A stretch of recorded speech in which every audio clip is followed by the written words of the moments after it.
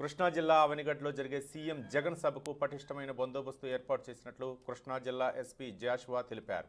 కృష్ణా జిల్లా అవనిగడ్లో సభా ప్రాంగణం వద్ద ఎస్పీ మాట్లాడుతూ 4 ఏఎస్పీలు, 15 మంది డీఎస్పీలు, 1350 మంది సిబ్బందితో సీఎం సభకు భద్రత కల్పిస్తున్నట్లు తెలిపారు.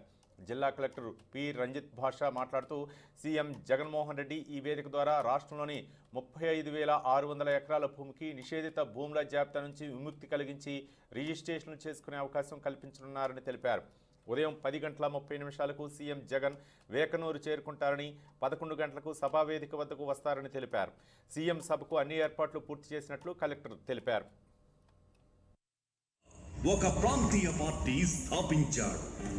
ఎన్ని ఒడిదుడుకులు టెస్టింగ్ 1 2 3 1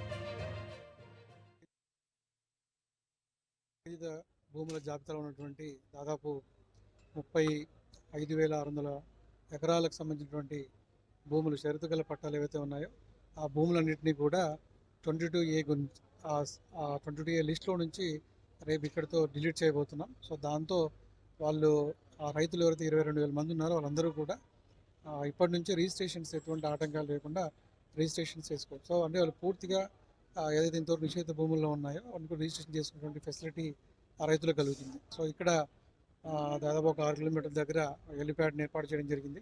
సో అక్కడ నుంచి సీఎం గారు మార్నింగ్ 10:30కి రీచ్ కావడం జరుగుతుంది తాడేపల్లి నుంచి. సో అక్కడ నుంచి వేదికకి చేరుకోవడం జరుగుతుంది. సో ఇక్కడ ప్రోగ్రామ్ అరౌండ్ స్టాల్స్ అని విజిట్ చేసిన తర్వాత 11 o'clock ఇక్కడ ప్రోగ్రామ్ మనకి స్టార్ట్ అవుతుంది.